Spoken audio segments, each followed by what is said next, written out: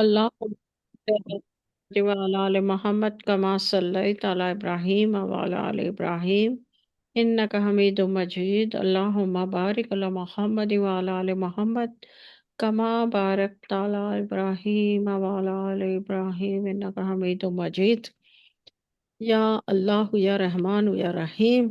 ہم لوگوں نے 8 ہجری تک کیا تھا، لیکن میں 8 ہجری کا تھوڑا سا آپ لوگوں کو سمرائز کر دیتی ہوں، تاکہ بلکہ فرسٹ ہجری سے بتا دیتی ہوں کہ فرسٹ ہجری جو تھی وہ تو مکہ سے مدینہ منورہ آئے تھے، رائٹ؟ تو 12 سے 16 مہینے تک تو کچھ نہیں ہوا تھا. مطلب حضور صلی اللہ علیہ وسلم اور مہاجرین اور تھوڑے تھوڑے مہاجرین آتے گئے اور اس طرح سیٹل ڈاؤن ہوتے گئے، اور رسول اللہ صلی اللہ علیہ وسلم نے مواخات یعنی بھائی چارہ، مواخات کا مطلب ہے بھائی چارہ قائم کیا سب کے درمیان.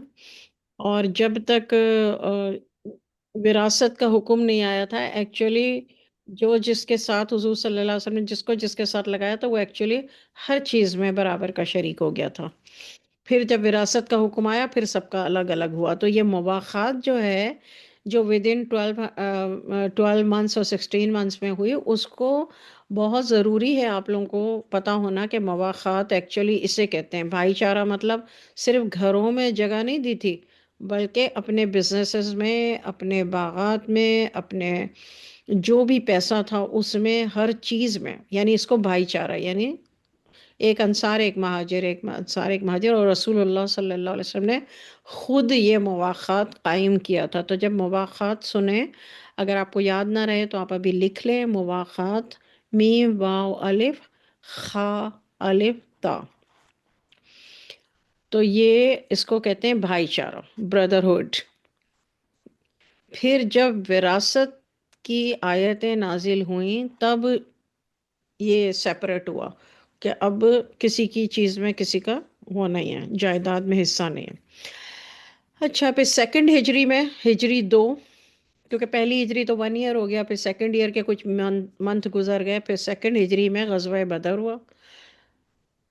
تھرڈ ہجری میں غزوہ احد اور غزوہ غطفان ہوا.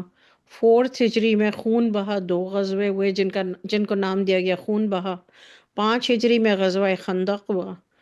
6 ہجری میں بیعت رضوان ہوئی. بیعت رضوان کون سی تھی؟ وہ جو صلح حدیبیہ کے لیے گئے تھے، اور وہاں پہ درخت کے نیچے جو بیعت رسول اللہ صلی اللہ علیہ وسلم کے ہاتھ پہ جو سورہ فتح میں ہے، وہ 6 ہجری میں ہوئی. پھر 7 ہجری میں غزوہ خیبر ہوا.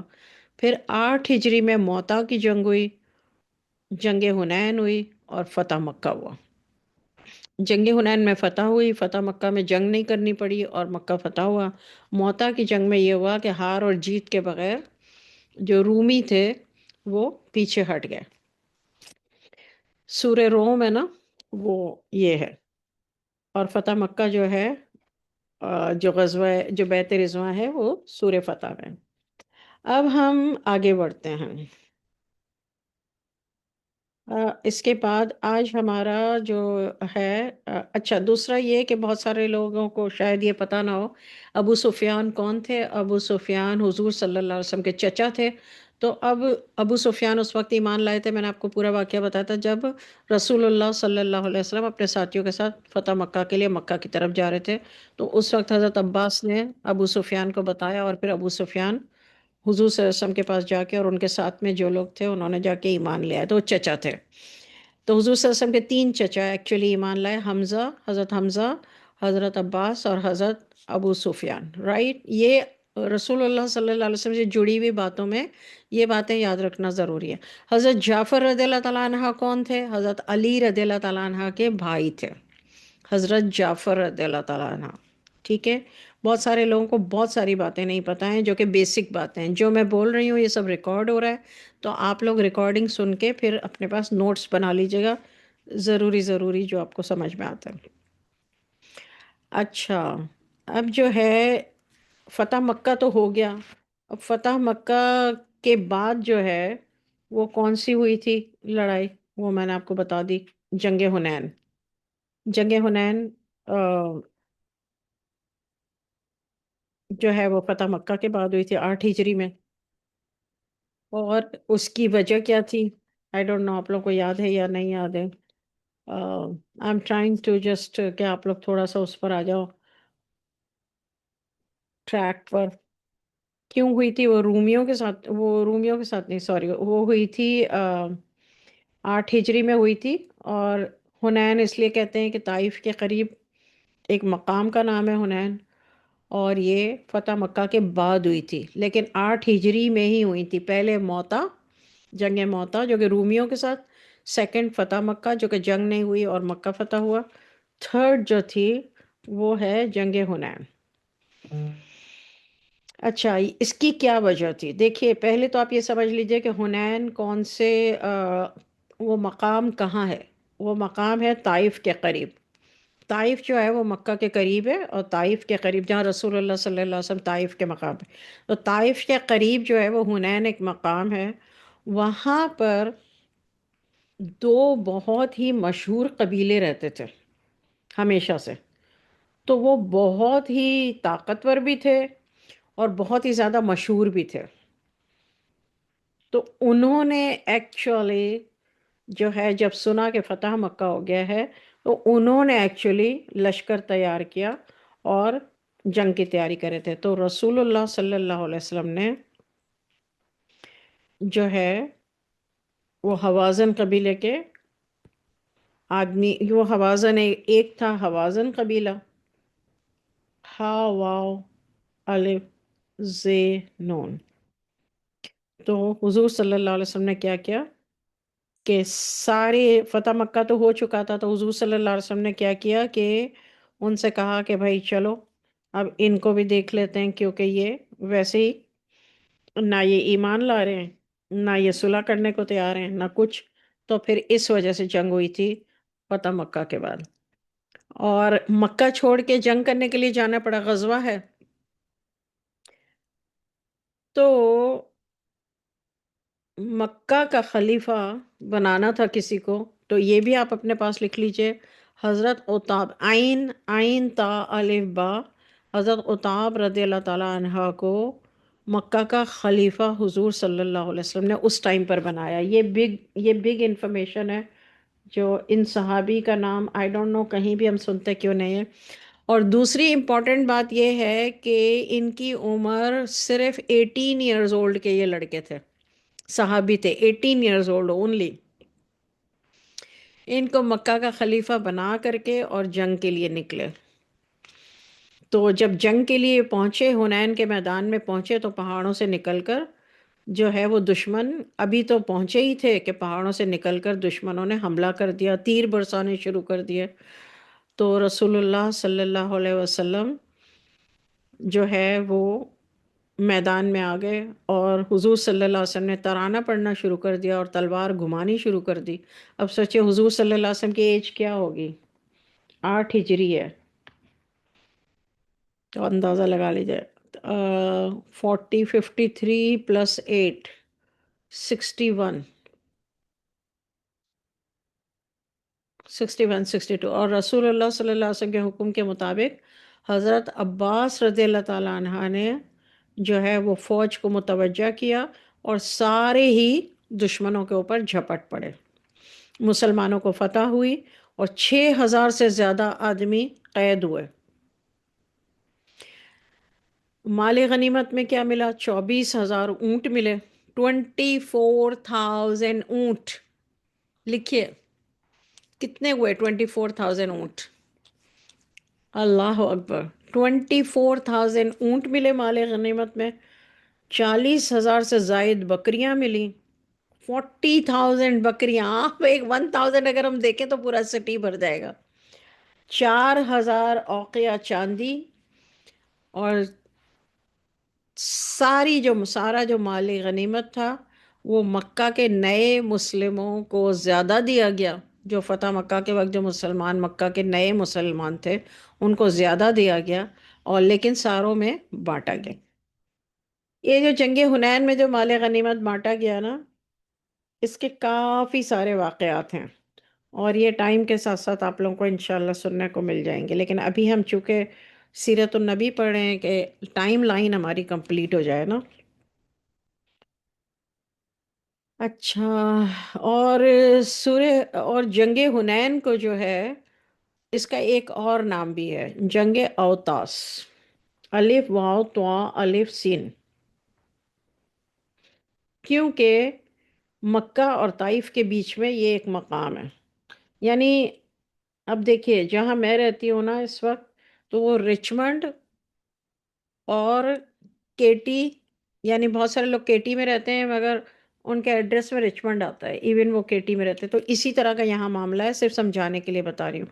اوتاس اور حنین جو ہے وہ مکہ اور طائف کے بیچ میں تھے،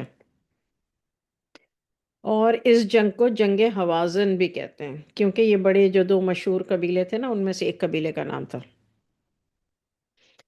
تو جب مکہ فتح ہوا تو اس بڑے قبیلے ہوازن، ہوازن کا نام آپ بہت سارے اسکالرس کے منہ سے سنیں گے، اب سنیں گے تو آپ کو یاد رہے گا، تو وہ بھی عرب کا بہت بڑا قبیلہ تھا، تو ان کو جو ہے وہ بڑی غیرت آئی کہ یہ کیا، کہ مکہ جہاں ہماری پوری زندگی ہمارے باپ دادا یہ سارے ہمیشہ سے رہتے تھے، پھر یہ لوگ ہجرت کر کے چلے گئے تھے، اب آ کے مکہ پر قابض ہو گئے، تو اس وجہ سے انہوں نے جو ہے یہ لڑنے کا فیصلہ کیا تھا، اور چنانچہ فتح مکہ کے بعد اسلام میں پھر جوگ در جور سارے قبیلوں کے لوگ مسلمان ہونے لگے، جسے نو مسلم کہا جاتا ہے، اور تھوڑے ہی عرصے میں ہزاروں سے لاکھوں تک نوبت پہنچ گئی، یعنی تعداد پہنچ گئی مسلمانوں کی۔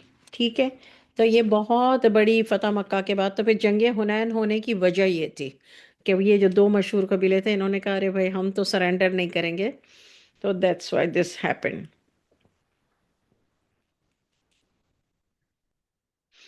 جب رسول اللہ صلی اللہ علیہ وسلم دشمنوں کا مقابلہ کر رہے تھے، اس وقت رسول اللہ صلی اللہ علیہ وسلم نے مٹی کی ایک مٹھی اٹھا کر دشمنوں کی طرف پھینکی، جس کو اللہ کی قدرت نے ہر ایک کی آنکھ میں برابر پہنچا دیا، اور ان کی آنکھیں بند ہو گئیں، پھر ساری فوج کے پیر اکھڑ گئے۔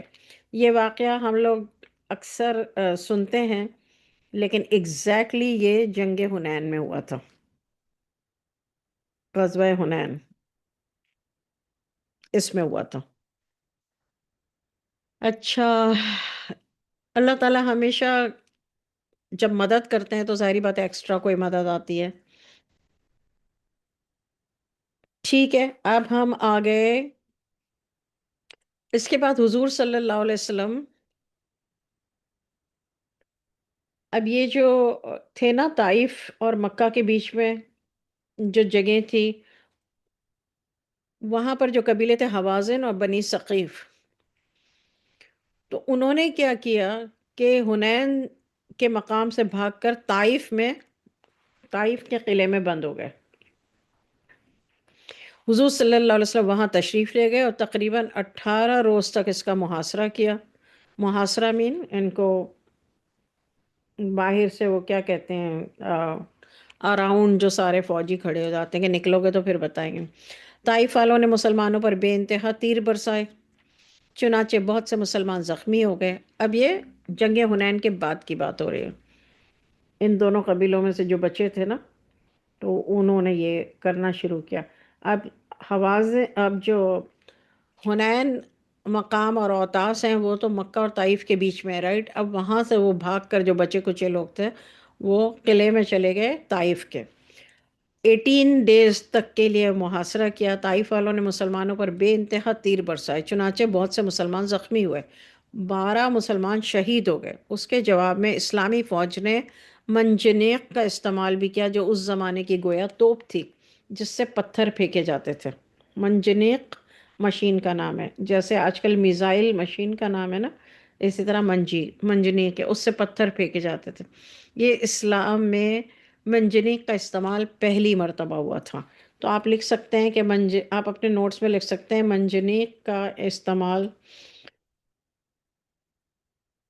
اسلام میں فرسٹ ٹائم جنگ حنین کے بعد طائف کے محاصرے میں استعمال ہوا تھا، اور یہ 8 ہجری کی بات ہے۔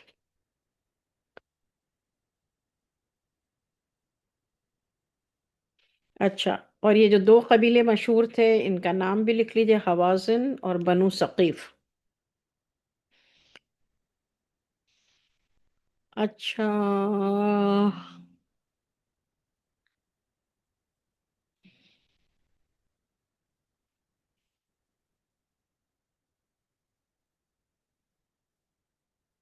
8 ہجری میں جو ہے وہ، یہاں تک ہمارا 8 ہجری ختم ہوتا ہے. پھر منجنیق کا استعمال کیا اور فائنلی جیت گئے. مطلب ان کا وہ ٹوٹ گیا جو غرور تھا. اچھا، 9 ہجری میں آتے ہیں اب ہم. 9 ہجری میں غزوہ تبوک ہوا تھا. لکھ لیجئے اپنے پاس، غزوہ تبوک جو ہے وہ 9 ہجری میں ہوا تھا. اور یہ کون سے مقام پہ ہوا تھا؟ شام کے علاقے میں، تقریباً شام کے قریب تھا، اس علاقے میں ہوا تھا. اور کس کے ساتھ یہ جنگ ہوئی تھی غزوہ تبوک؟ رومیوں کے ساتھ، جس میں زیادہ تر عیسائی تھے. سیم تھنگ جنگ موتا، ناؤ سیم تھنگ غزوہ تبوک، رومیوں کے ساتھ. اچھا، اور یہ رسول اللہ صلی اللہ علیہ وسلم کا آخری غزوہ ہے. اب آپ 9 ہجری تک رسول صلی اللہ علیہ وسلم کی ایج دیکھیں، 40 سال میں نبوت ملی، پھر 13 سال وہاں رہے، تو 53 پلس 9 کر لیجئے، 62. ناؤ رسول اللہ صلی اللہ علیہ وسلم کا یہ آخری غزوہ ہے 62 کی ایج میں. یہ کیوں ہوا غزوہ تبوک؟ کیونکہ اب فتح مکہ ہو گیا ہے. حوازن اور ثقیف بھی چپ کر کے بیٹھ گئے ہیں، ان کو چپ کرا دیا گیا طائف کے قلعے میں منجنیق کے ذریعے. جنگ موتا بھی نہیں ہوئی، اس میں بھی وہ رومی جو ہیں وہ پسپا ہو گئے، چلے گئے. اب یہ کیا وجہ ہے ہونے کی؟ جنگ حنین میں بھی فتح ہوئی، پھر کیا وجہ ہے؟ تو اب یہ وجہ بتا رہے ہیں. وجہ یہ تھی کہ رسول اللہ صلی اللہ علیہ وسلم کو یہ معلوم تھا کہ ہرقل شاہ اٹلی اور موتا کے ہارے ہوئے عیسائی مدینہ پر چڑھائی کے ارادے سے تیاریاں کر رہے ہیں. ہرقل کا جو بادشاہ تھا وہ تھا اٹلی، اور موتا، جنگ موتا میں جو رومیوں کو بھاگنا پڑا تھا میدان چھوڑ کے. اب یہ لوگ سارے مل کے مدینہ پر چڑھائی کا ارادہ کر رہے تھے، مدینہ منورہ پر حملہ کرنے کی تیاریاں کر رہے تھے. یہ حضور صلی اللہ علیہ وسلم کو خبر ملی. تو یہ جب خبر ملی اور یہ سب ہو رہا تھا، اس وقت سخت اور شدید گرمیوں کا زمانہ تھا اور قحط ہو رہا تھا. آپ کو پتہ ہے نا کہ عرب میں بارشیں نہیں ہوتی تھی پہلے، تو اس لیے کوئی پھل یا سبزی یا اناج نہیں اگتا تھا. تو سخت شدید گرمیوں میں قحط جیسا معاملہ ہو جاتا تھا. تو مسلمان بہت زیادہ تنگ دست تھے اس ٹائم پر. تو رسول اللہ صلی اللہ علیہ وسلم نے اعلان کیا کہ ہمیں جس کے پاس جو بھی ہے وہ سب، غزوہ تبوک کی یہ بات ہو رہی ہے، غزوہ تبوک کے لیے لا کے دو، کیونکہ وہاں جو تیاریاں ہو رہی ہیں تو اب مدینہ منورہ کی بات ہو رہی ہے. ٹھیک ہے، اب مکہ سے اب باہر آ گئے. تو حضرت رسول اللہ صلی اللہ علیہ وسلم نے یہ سب کچھ منگایا. اب 30,000 صرف سپاہی تھے مدینہ منورہ میں، اور 10,000 گھوڑے تھے. 10,000 گھوڑے، اٹس اے بگ نمبر. مگر پھر بھی وہ لوگ، اتنے سارے لوگ اکٹھے ہو کے جنگ کرنے کی تیاری کر رہے تھے، مدینہ منورہ پہ حملہ کرنے کی. تو حضور صلی اللہ علیہ وسلم نے تمام صحابہ کرام رضی اللہ تعالیٰ عنہ سے اور تمام مدینہ منورہ کے لوگوں سے کہا کہ اپنے پاس سے جو جس طرح مدد کر سکتا ہے، روپے سے، پیسے سے، جان سے، سب پر مطلب جہاد لازم ہو گیا، اور سب پہ کچھ نہ کچھ دینا اپنی طرف سے ضروری ہو گیا. اب یہ غزوہ تبوک کے موقع پر یہ ہوا، حضرت ابو بکر صدیق رضی اللہ تعالیٰ عنہ نے مکان کا سارا سامان لا کر رکھ دیا، جس کی قیمت 4,000 درہم تھی، یعنی تقریباً 1,000 روپیہ تھی اس زمانے کا. اور چاندی ان کے پاس جو تھی وہ سارا کچھ لا کے، ایوری تھنگ، یعنی چاندی، پیسہ اور جو کچھ بھی، وہ سب کچھ لا کے رکھ دیا. حضرت عمر فاروق رضی اللہ تعالیٰ عنہ نے مکان کا آدھا سامان پیش کر دیا. حضرت عثمان غنی رضی اللہ تعالیٰ عنہ نے 10,000 دینار، 300 اونٹ اور بہت کچھ سامان پیش کیا. اسی طرح صحابہ اکرام رضی اللہ تعالیٰ عنہ نے اپنی اپنی حیثیتوں سے بڑھ کر جو بھی پیش کر سکتے تھے کیا، اور عورتوں نے اپنے زیور اتار اتار کر پیش کیا۔ اب یہ میں آپ کو بتا دوں، یہ ضرور آپ لوگ اپنے پاس نوٹ کر لیں کہ یہ 9 ہجری ہے، اور غزوہ تبوک کا یہ موقع ہے جس میں فرسٹ ٹائم ایسا ہے کہ نبی صلی اللہ علیہ وسلم نے مدینہ منورہ میں سب کو جہاد کا حکم دے دیا ہے، اور کہا ہے اپنی جانیں، اپنا مال اور اپنا پیسہ، یعنی مال یعنی زیور، پیسہ، ہر چیز کی ضرورت پڑ گئی ہے۔ کیوں ضرورت پڑ گئی ہے یہ بھی پتہ ہونا چاہیے کہ کس کے ساتھ ان کی لڑائی کی تیاریاں تھیں۔ اور لڑائی کی تیاریاں مسلمانوں نے ابتدا نہیں کی تھی، حضور صلی اللہ علیہ وسلم کو یہ پتہ چلا تھا کہ یہ جو ہے تبوک جگہ کہاں ہے، یہ بھی سمجھ لی، شام کے علاقے میں، قریب قریب، شام از سیریا۔ کس کے ساتھ کون لوگ تیاریاں کر لیتے؟ وہ ہرقل تھا جو کہ اٹلی کا بادشاہ تھا۔ کوئی اٹلی جائے تو یہ وہاں دیکھ لے، ہرقل۔ اور موتا میں، جو جنگ موتا میں جو ہارے ہوئے عیسائی تھے جو مدینہ پر چڑھائی کے ارادے سے تیاریاں کرے تھے، وہ تھے۔ یعنی اب دو سلطنتیں مل کے یہ کر رہی تھی، تو اس لیے بہت چیزوں کی ضرورت تھی۔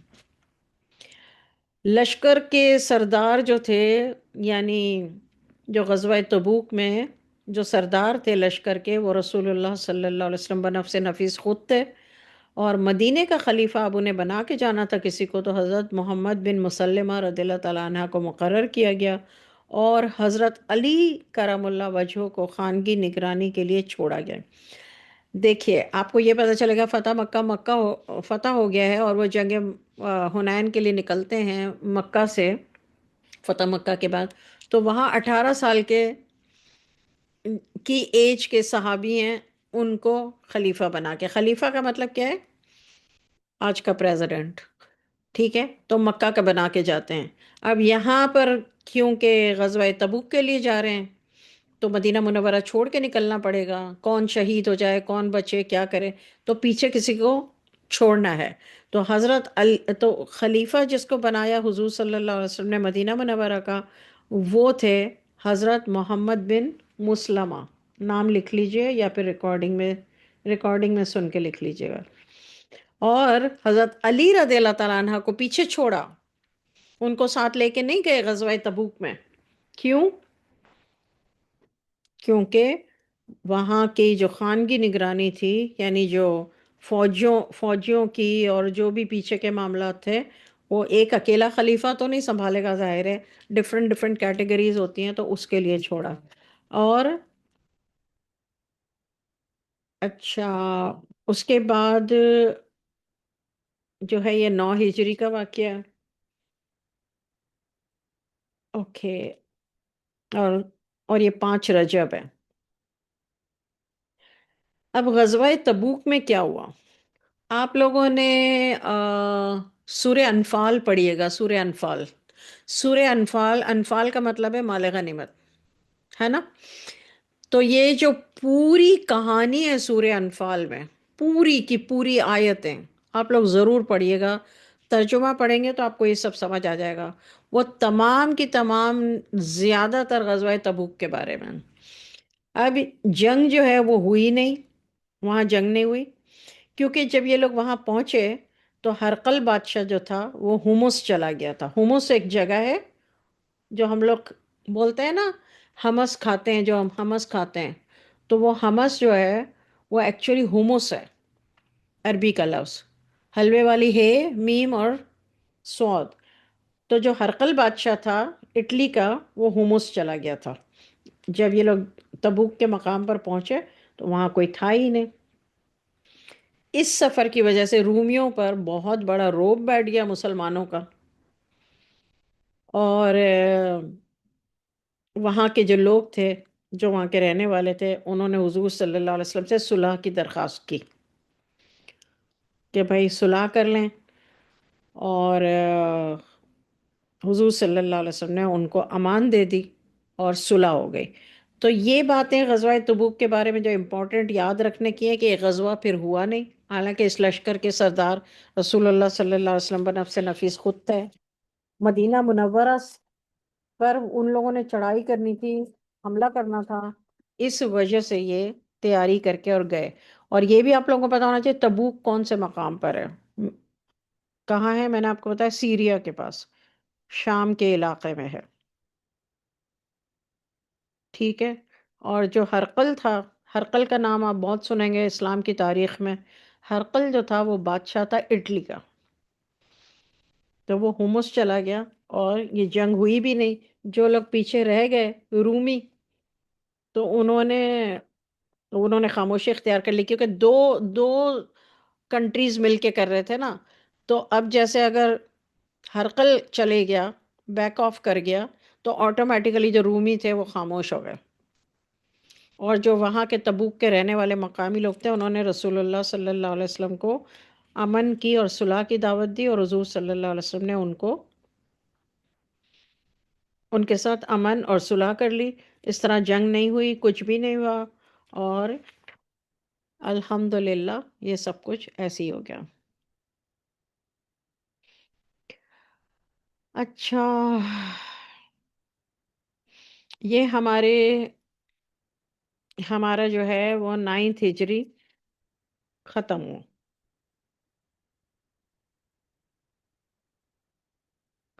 ہاں، اور ایک بہت بڑی امپورٹنٹ انفارمیشن اباؤٹ 9 ہجری، کہ جو حج جو فرض ہوا نا وہ 9 ہجری میں ہوا. یہ بڑی امپورٹنٹ بات ہے.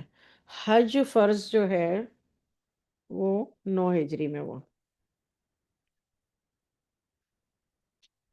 ٹھیک ہے، کیونکہ اب تو فتح مکہ ہو گیا نا، مسلمانوں کے انڈر آ گیا، اب فرض ہو گیا. اس سے پہلے اگر فرض اللہ تعالیٰ کرتے تو لوگ کیسے جاتے. اچھا. اور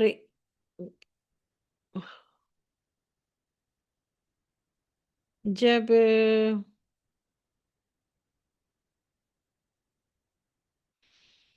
اوکے، حضرت علی رضی اللہ تعالیٰ عنہ، وہ ایک مشہور اعلان ہے اسلام میں، جو کہ سورہ برات ہے. سورہ برات کون سی ہے؟ سورہ توبہ. سورہ برات کا دوسرا نام سورہ توبہ ہے. تو اس میں قرآن پاک میں سورہ برات میں جو ہے یہ اعلان فرمایا تھا کہ کوئی مشرک اللہ کے گھر میں داخل نہیں ہو سکے گا، کوئی شخص ننگا ہو کر خانہ کعبہ کا طواف نہیں کر سکے گا، کافر جنت میں داخل نہیں ہوں گے، اور بڑے بڑے قبیلوں کے وفد آئے جو اسلام سے مشرف ہو کر کے گئے. یہ سب کچھ آفٹر ایوری تھنگ، سارے یہ غزوات، ساری جنگیں، ساری باتیں، یہ سب کچھ ہو گیا. اچھا، مسجد زرار کے بارے میں آپ لوگوں کو پتہ ہونا بہت ضروری ہے، اور یہ ہے سورہ توبہ میں واقعہ. آئی تھنک سورہ توبہ میں، آئی ایم ناٹ شیور، مگر میرا خیال ہے کہ سورہ توبہ میں مسجد زرار کا واقعہ. مسجد زرار آپ لوگوں کو صرف ابھی میں شارٹلی، کیونکہ اس وقت ہم قرآن پاک کی تفسیر نہیں کر رہے ہیں، اس وقت ہم سیرت النبی صلی اللہ علیہ وسلم پڑھ رہے ہیں، تو سیرت النبی صلی اللہ علیہ وسلم سے ریلیٹ کر کے یہ میں آپ کو بتا دوں کہ جب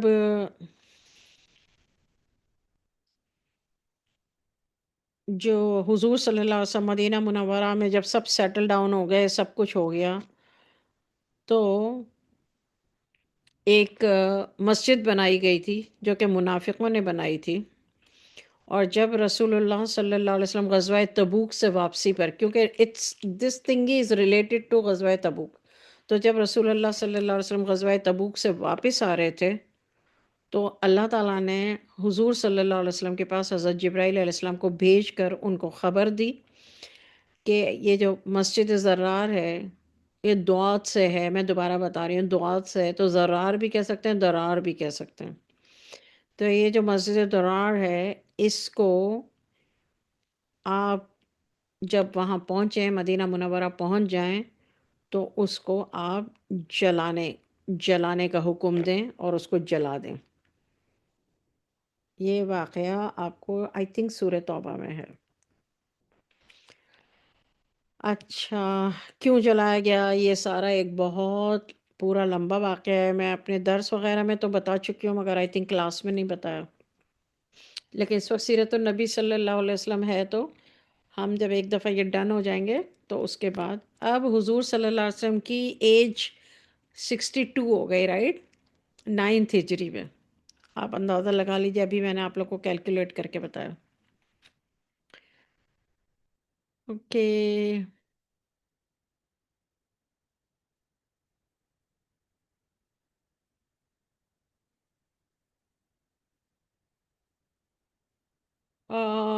اوکے.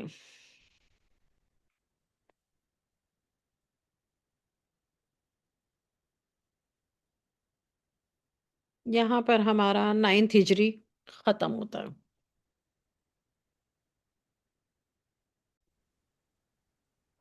اچھا، اب ہم آپ آتے ہیں 10 ریکارڈنگ ہجری. سن لیتے ہیں نا. اچھا، اب ہم آتے ہیں 10 ہجری پر. شہناز، میں نے آپ کا میوٹ کیا ہے، میوٹ رہنے دیجیے گا، ٹھیک ہے؟ اچھا، 10 ہجری میں کیا ہوا تھا؟ 10 ہجری میں رسول اللہ صلی اللہ علیہ وسلم نے حج ادا کیا. سب سے بڑی بات. اب دیکھیے، آپ کو رسول اللہ صلی اللہ علیہ وسلم کی ٹائم لائن پتہ چل رہی ہے. 40 سال کی عمر میں وہی آئی، اور وہ جو ہم نے پورا سیکھا ہوا ہے. پھر 13 سال حضور صلی اللہ علیہ وسلم مکہ مکرمہ میں رہے. رسول اللہ صلی اللہ علیہ وسلم کے ساتھ اس وقت کیا کیا ہوا، کس کس نے کیا کیا، timeline you know, right? نکاح ہوا، سب کچھ ہوا. دوسرا نکاح کبھی بھی حضور صلی اللہ علیہ وسلم کا ہجرت سے پہلے نہیں ہوا ہے. ہجرت سے تھوڑا سا پہلے صرف حضرت عائشہ رضی اللہ تعالیٰ عنہ کے ساتھ ان کا نکاح ہوا تھا، رخصت ہی نہیں ہوئی تھی. پھر کس طرح ہجرت کر کے مدینہ منورہ جاتے ہیں، کس طرح ہجری کیلنڈر ترتیب دیا گیا. پھر فرسٹ ہجری، سیکنڈ ہجری، تھرڈ ہجری، فورتھ، 5، 6، 7، 8، 9 اینڈ ناؤ 10th. اب یہ ٹائم لائن آپ لوگ اپنے پاس جب بھی لکھ لیجئے گا، کیونکہ یہ اس طرح سے چلے گا نہیں، آپ کو یاد نہیں رہے گا. آپ کو نہیں، کسی کو بھی یاد نہیں رہتا. اچھا، اب جو ہے بیعت رضوان آپ کو پتہ چل گئی، صلح حدیبیہ آپ کو پتہ چل گئی، غزوات پتہ چل گئے. اب ہم آتے ہیں 10 ہجری پہ. رسول اللہ صلی اللہ علیہ وسلم نے 10 ہجری میں حج ادا کیا. اس حج کو نام دیا گیا حجۃ الوداع، یعنی رخصتی کا حج. حضور صلی اللہ علیہ وسلم نے اس سے 3 ماہ بعد رحلت فرمائی. اب دیکھیں، ذوالحج میں حج ہوا، ٹھیک ہے؟ اس وقت کیلنڈر نہیں تھا، ابھی بھی کیلنڈر نہیں بنا ہے. اس کے 3 مہینے بعد رسول اللہ صلی اللہ علیہ وسلم کا وصال ہوا. تو کون سا مہینہ ہوا؟ محرم، صفر، ربیع الاول. اچھا، حضور صلی اللہ علیہ وسلم جو ہے 4 ذوالحج کو اتوار کے دن پہنچے مکہ مکرمہ، اور حجۃ الوداع حضور صلی اللہ علیہ وسلم کے ساتھ جن لوگوں نے حج کیا، ہاں، اس کی تعداد آپ کو لکھنی چاہیے یا یاد کرنی چاہیے. یہ بڑی تعداد ہے. 1 لاکھ سے زیادہ مسلمانوں نے محمد صلی اللہ علیہ وسلم کے ساتھ. 1 لاکھ. آج آپ کسی بڑی بڑی بڑی دعوت میں جائیں تو مشکل سے 1000-1500 لوگ ہوتے ہیں. 1500 ہوں تو سمجھے مین پورا کنٹری آیا ہوا ہے، ایسا لگتا ہے. 800 تو ہر جگہ ہی ہوتے ہیں. آپ سوچئے کہ اگر 1500 یعنی 1500 میں اتنے لوگ ہوتے ہیں، تو سوچئے 1 لاکھ سے زیادہ، 1 لاکھ سے زیادہ مسلمانوں نے رسول اللہ صلی اللہ علیہ وسلم کے ساتھ حجۃ الوداع، یعنی اس حج کو نام دیا گیا حج کیا. 1 لاکھ سے زیادہ مسلمان. You need to write it down. آپ لوگ کو لکھ لینا چاہیے. حجۃ الوداع پہ حضور صلی اللہ علیہ وسلم نے جو ہے کون سی اونٹنی تھی حج کے موقع پر؟ قصوہ. حضور صلی اللہ علیہ وسلم کی اونٹنیوں کے نام بتائے تھے نا میں نے. یہ جو قصوہ ہے، یہ حجۃ الوداع کے، یہ موسٹ آف دا ٹائم حضور صلی اللہ علیہ وسلم قصوہ پر ہوتے تھے. اچھا، 10 ذوالحجہ کو منا کے مقام پر پہنچے، اور 10 اور 11 ذوالحجہ کو منا کے مقام پر پہنچے. اور عرفہ کے مقام پر جو ہیں وہ مطلب یہ سفر بتا رہے ہیں، ٹھیک ہے۔ اچھا، اب حضور صلی اللہ علیہ وسلم کا خطبہ سن لیجئے کہ حضور صلی اللہ علیہ وسلم نے جو حجۃ الوداع پہ خطبہ دیا،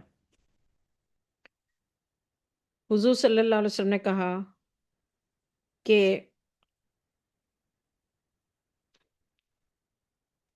ممکن ہے اس سال کے بعد میں اور آپ اکٹھے نہ ہو سکیں۔ دیکھیے، حضور صلی اللہ علیہ وسلم نے یہ بات کہی کہ ممکن ہے۔ دوسرے نمبر پہ کہا کہ یاد رکھو تمہارا خون، تمہارا مال، تمہاری عزت، آبرو ایک دوسرے پر اسی طرح حرام ہے جیسے آج کے دن کی اس شہر اور اس مہینے کی حرمت سمجھتے ہیں۔ اس کا خلاصہ میں آپ لوگوں کو بعد میں بتاتی ہوں۔ نمبر 3، لوگوں، تمہیں عنقریب اللہ کے دربار میں حاضر ہونا ہے، یاد رکھو وہاں تم سے تمہارے اعمال کی بارے میں سوال کیا جائے گا۔ نمبر 4، زمانہ جاہلیت کے تمام طریقے پیروں میں مسل دو۔ زمانہ جاہلیت کے سارے طریقے پیروں میں مسل دو۔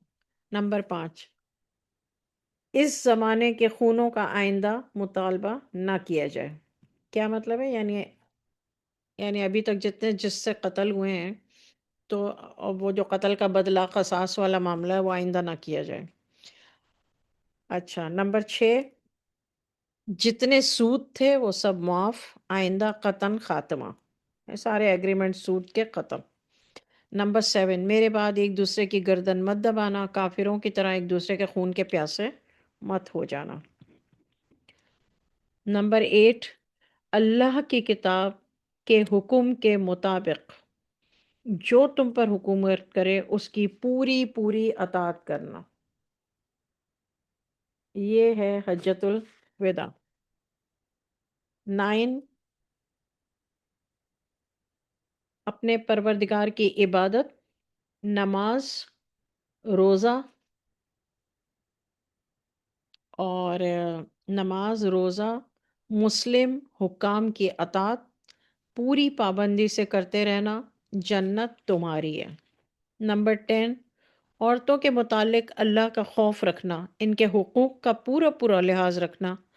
تم ایک خاص ذمہ داری کے ساتھ ان کے سردار بنائے گئے ہو۔ عورتیں بھی مردوں کی پوری پوری اطاعت کریں، ان کی مرضی کے خلاف کسی کو گھر میں بھی نہ آنے دیں۔ نمبر 11، تم میں 2 چیزیں چھوڑ کر جا رہا ہوں، جب تک انہیں پکڑے رہو گے ہرگز ہرگز گمراہ نہیں ہوگے، ایک اللہ کی کتاب، دوسرا میرا طریقہ اور تعلیم۔ نمبر 12، جو لوگ یہاں موجود ہیں میرے تمام پیغام تمہارے لوگوں تک پہنچا دیں، کیونکہ بسا اوقات دوسرا شخص پہلے سننے والے کی نسبت زیادہ یاد رکھنے والا اور زیادہ سمجھدار ہوتا ہے۔ لوگوں، قیامت کے روز میرے بارے میں تم سے سوال کیا جائے گا، بتاؤ تم لوگ کیا جواب دو گے؟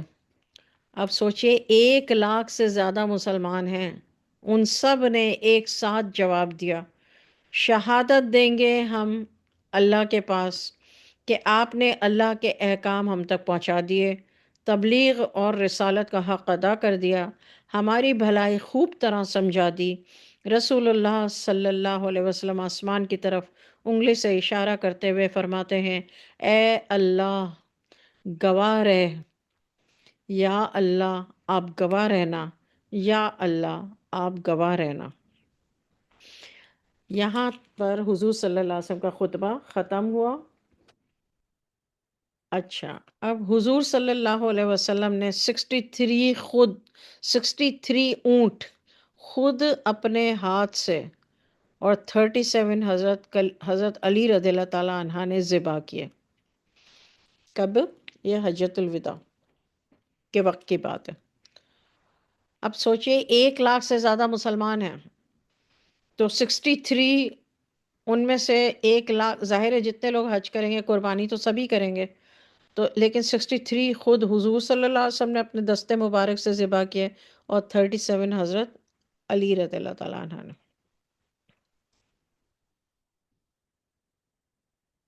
اچھا، اور یہ جو حجۃ الوداع تھا، یہ 9 ذوالحجہ 10 ہجری کو عرفہ کے روز جمعہ کے دن یہ حجۃ الوداع کی ڈیٹ ہے۔ اوکے، یہاں پر ہم ایک ایک منٹ، یہاں پر جو جتنے بھی اس کے پوائنٹس ہیں نا، رسول اللہ صلی اللہ علیہ وسلم نے جو حجۃ الوداع کے جو پوائنٹس ہیں وہ آپ لوگ ریکارڈنگ سن کے ضرور اپنے پاس نوٹ بک میں لکھ لیجئے گا پلیز، کیونکہ یہی پوائنٹس ہیں جو ہماری زندگی کو صراط مستقیم پر چلانے کے لیے ہیں۔ اچھا، پہلی ہجری میں مسجد نبوی کی تعمیر ہوئی تھی، اور اذان کی تعلیم اور مشہور لوگوں میں سے حضرت عبداللہ بن زبیر اور حضرت سلمان فارسی رضی اللہ تعالیٰ عنہ مشرف اسلام ہوئے تھے، یعنی مسلمان ہوئے تھے، حضرت عبداللہ بن زبیر اور سلمان فارسی رضی اللہ تعالیٰ عنہما۔ دو لوگ ہوں گے تو انہما کہیں گے، ایک ہوگا تو انہو کہیں گے، اور اگر دو سے زیادہ ہوں گے تو پھر انہم کہیں گے۔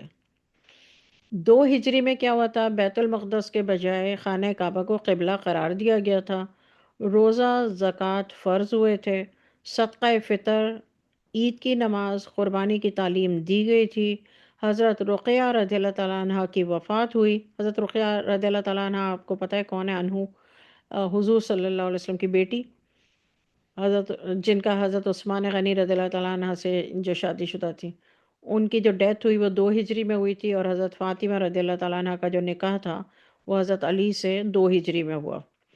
3 ہجری میں شراب حرام ہوئی۔ 4 ہجری میں حضرت زید بن ثابت رضی اللہ تعالیٰ عنہ نے رسول اللہ صلی اللہ علیہ وسلم کے کہنے کی وجہ سے یہودیوں کی لکھائی سیکھی تاکہ ان سے خط و کتابت ہو سکے۔ یہ کب ہوا؟ 4 ہجری میں۔ 5 ہجری میں جو ہے وہ یہ والا جو حکم تھا لے پالک بیٹا بنانے والا وہ منسوخ ہوا، جو بہت ہی مشہور تھا ادھر عرب کے لوگوں میں، کہ لے پالک جو بیٹا بناتے تھے اس کو پھر اپنے حقیقی بیٹے جیسے حقوق ملتے تھے اور وہی وارث ہوتا تھا، لیکن 5 ہجری میں یہ اللہ تعالیٰ نے منع فرما دیا۔ اچھا، 7 ہجری میں حضرت خالد بن ولید، حضرت عمرو بن عاص، حضرت عثمان بن طلحہ اسلام لائے۔ حضرت خالد بن ولید کا نام سب نے سنا ہے، حضرت عمرو بن عاص، حضرت عثمان بن طلحہ، یہ لوگ جو ایمان لائے وہ 7 ہجری میں لائے۔ تو اب آپ لوگ دیکھ سکتے ہیں کہ کون سا غزوہ تھا جس کے بعد حضرت خالد بن ولید ایمان لایا۔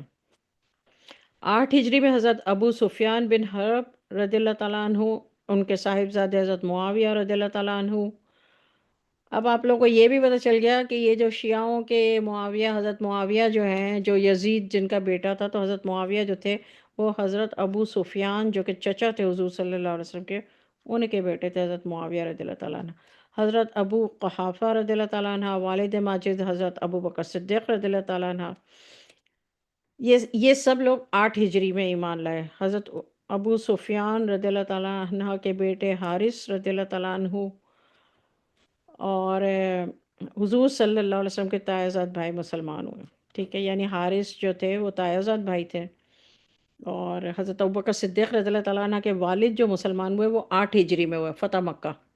ابو سفیان بھی، حضرت ابو سفیان بھی، اور حضرت ابو سفیان کے بیٹے حضرت معاویہ بھی، اور حضرت ابو قحافہ جو حضرت ابوبکر صدیق رضی اللہ تعالیٰ عنہ کے والد تھے، ان کا نام تھا حضرت ابو قحافہ رضی اللہ تعالیٰ عنہ۔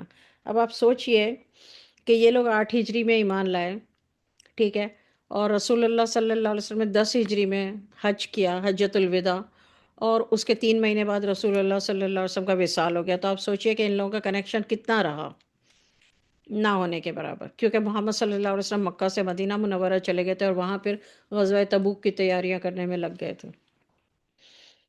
اچھا، 9 ہجری میں کیا ہوا؟ یہ سب ٹائم لائن آپ کو بہت ہیلپ کرے گی۔ 9 ہجری حضرت ابو بکر صدیق رضی اللہ تعالیٰ عنہ کو حج کا امیر بنا کر مکہ معظمہ روانہ کیا گیا 9 ہجری میں، اور کیونکہ اس وقت تک ابھی جو ہے وہ فتح مکہ تو 8 ہجری میں ہو گیا، لیکن اب 9 ہجری میں حضرت ابو بکر صدیق رضی اللہ تعالیٰ عنہ کو حج کا امیر بنا کر مکہ معظمہ روانہ کیا گیا، یعنی حج کے لیے جو لوگ جا رہے ہیں ان کا امیر بنایا۔ اچھا، 9 ہجری یا 10 ہجری، یعنی 10 ہجری میں یا 9 ہجری میں حج فرض ہوا، ایگزیکٹلی نہیں پتا، کیونکہ میں نے آپ کو بتایا کیلنڈر تو حضرت عمر فاروق رضی اللہ تعالیٰ عنہ کے زمانے میں بنا ہے۔ اچھا، اب رسول اللہ صلی اللہ علیہ وسلم کی جو وفات ہوئی وہ 10 ہجری اور 11 ہجری کے بیچ میں ہوئی ہے۔ دیکھیں، اگر ہم ذوالحج دیکھتے ہیں تو وہ 10 ہجری ختم ہو جاتا ہے ذوالحج پہ، لیکن اس کے 3 مہینے بعد رسول اللہ صلی اللہ علیہ وسلم کا وصال ہوا، تو اس وجہ سے 11 ہجری کہتے ہیں، لیکن کیلنڈر کے حساب سے اٹس ناٹ ایگزیکٹ، کیونکہ کیلنڈر نہیں تھا نا پہلے، تو مہینوں کو اوپر نیچے وہ جیسے ہی چل رہا تھا چلنے دے رہے تھے۔ اب حضور صلی اللہ علیہ وسلم جب بیمار ہوئے، اب کیا ذوالحج پہ حجۃ الوداع پہ محمد صلی اللہ علیہ وسلم کا حجۃ الوداع پہ آخری خطبہ ہو گیا اور یہ سارے معاملات ڈن ہو گئے۔ اب وہ چلے گئے کہاں پر؟ مدینہ منورہ رضی اللہ تعالیٰ عنہ۔ وہاں پر 28 صفر 11 ہجری بروز منگل حضور صلی اللہ علیہ وسلم کو سر میں درد شروع ہوا، پھر تیز بخار رہا۔ بخار اس قدر تیز تھا کہ کبھی کسی پر ایسا بخار نہیں آیا ہو، 14 دن تک ایسا بخار رہا۔ حضور صلی اللہ علیہ وسلم 17 نمازیں مسجد میں نہیں پڑھا سکے، 17، اور ان 17 نمازوں کو حضرت ابو بکر صدیق رضی اللہ تعالیٰ عنہ نے پڑھایا۔ رسول اللہ صلی اللہ علیہ وسلم نے اس عرصے میں پہلی تقریر فرمائی انصار کے دلاسے اور تسلی کے لیے۔ اب دیکھیے 14 دن، اتنا اتنا شدید اگر کسی کو بخار ہے، اتنا بیمار ہے انسان، تو 3 دن کے بعد ہی بندہ جو ہے اس کے لیے ہلنا جلنا اٹھنا مشکل ہو جاتا ہے۔ تو محمد صلی اللہ علیہ وسلم جو ہیں وہ پھر بھی انصار کو تسلی دینے کے لیے تقریر کرنے کے لیے باہر آئے۔ انہوں نے تقریر حضرت ابو بکر صدیق رضی اللہ تعالیٰ عنہ نے 17 نمازیں پڑھائیں، 17۔ ٹھیک ہے، اچھا اب کیا ہوا کہ انصار کو دلاسا دینے کے لیے، تسلی دینے کے لیے رسول اللہ صلی اللہ علیہ وسلم نے اس عرصے میں ایک تقریر کی۔ حضرت ابوبکر صدیق رضی اللہ تعالیٰ عنہ اور حضرت عباس رضی اللہ تعالیٰ عنہ نے دیکھا۔ اب آپ لوگ کو ایگزیکٹلی پتہ ہے حضرت عباس کون ہے، چچا حضرت ابوبکر صدیق رضی اللہ تعالیٰ عنہ، ان دونوں نے دیکھا کہ انصار بیٹھے ہوئے رو رہے ہیں۔ اب سوچئے حضور صلی اللہ علیہ وسلم جنہوں نے جب سے ان کو رسالت ملی ہے، جب سے وہ مسجد نبوی آئے ہیں، کبھی ایسا نہیں ہوا کہ حضور صلی اللہ علیہ وسلم نے نماز نہیں پڑھائی ہو مسجد نبوی میں، اور اگر 17 نمازیں نہیں پڑھائیں تو ظاہر ہے صحابہ کرام رضی اللہ تعالیٰ عنہ کا کیا حال ہوگا۔ تو صحابہ کرام رضی اللہ تعالیٰ عنہم رو رہے تھے، تو جب حضرت ابو بکر صدیق رضی اللہ تعالیٰ عنہ اور حضرت عباس رضی اللہ تعالیٰ عنہ نے دیکھا کہ انصار بیٹھے ہوئے رو رہے ہیں، تو پوچھا کہ کیا بات ہے؟ تو انصار نے کہا، انصار انصار کون ہے؟ مدینہ منورہ کے لوگ اور مہاجر جو مکہ سے آئے تھے۔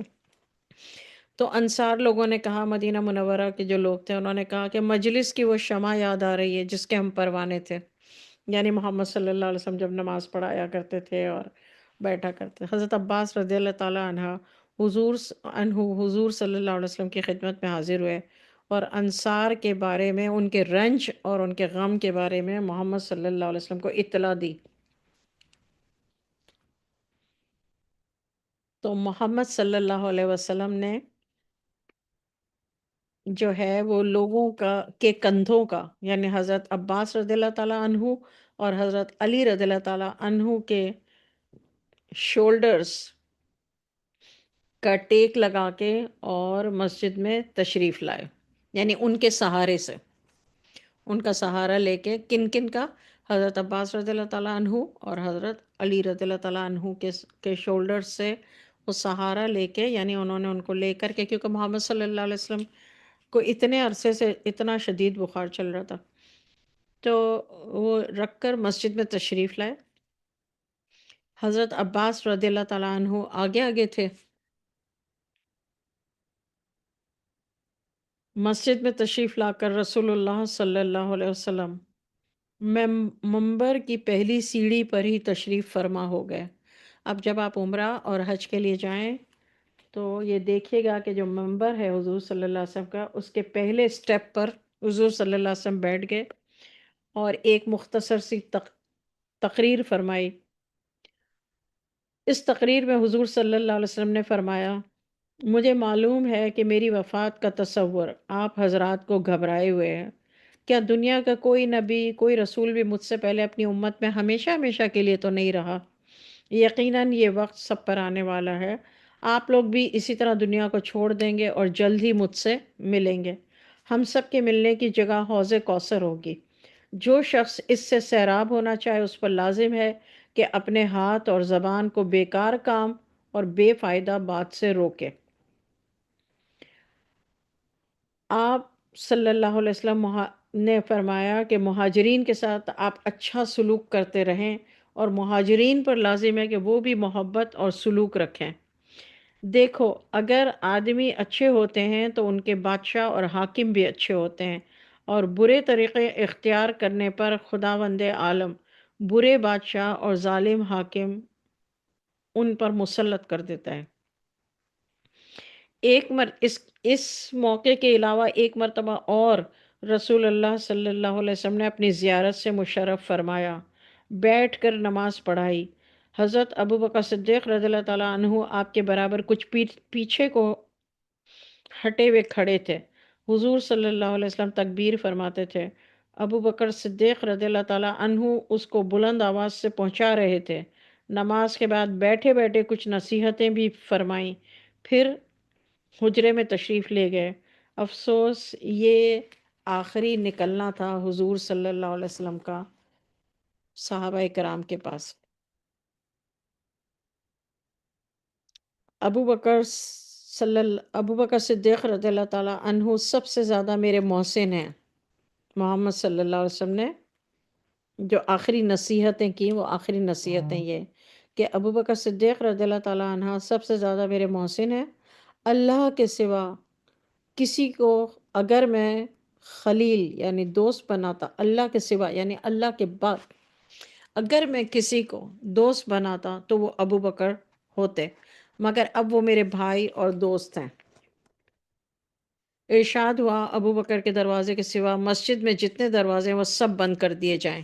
یعنی محمد صلی اللہ علیہ وسلم نے کہا کہ مسجد نبوی سے جتنے بھی دروازے ہیں وہ سارے بند کر دیے جائیں، صرف کون سا رکھا جائے؟ حضرت ابو بکر صدیق کے دروازے کے سوا مسجد میں جتنے دروازے ہیں وہ سب بند کر دیے جائیں۔ اس کا مطلب کیا تھا؟ اس کا مطلب یہ تھا کہ حضور صلی اللہ علیہ وسلم نے حضرت ابوبکر صدیق رضی اللہ تعالیٰ عنہ کی خلافت کی طرف اشارہ کیا تھا، واللہ اعلم۔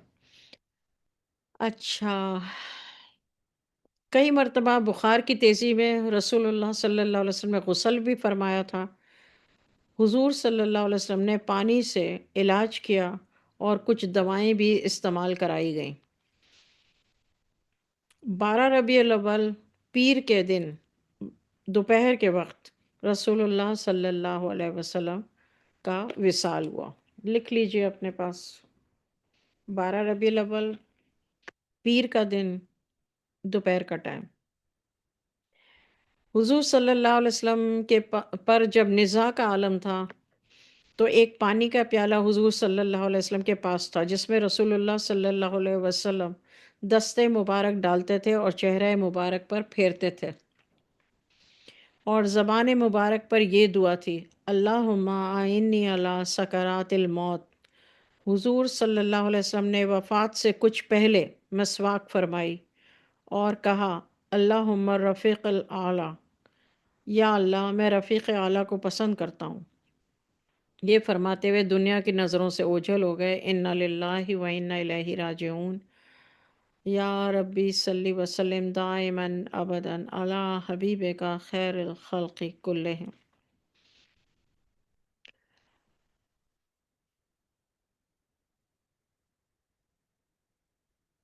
صلی اللہ تعالی علی خیر خلقہ محمد وعلی آلہ وصحابہ اجمعین برحمتک یا ارحم الراحمین۔ یا اللہ یا رحمان یا رحیم یا کریم یا اللہ، حضور صلی اللہ علیہ وسلم کی جو ہم نے سیرت النبی پڑھی ہے، اس تمام کو واسطہ اللہ نظر اللہ آپ اپنی بارگاہ میں قبول فرمائیے، اور ہم سب کو محمد صلی اللہ علیہ وسلم کا دیدار نصیب فرمائیے، اور ہم سب کو معاف کر دیجئے جو بھی ہم سے غلطیاں سرزد ہوئیں۔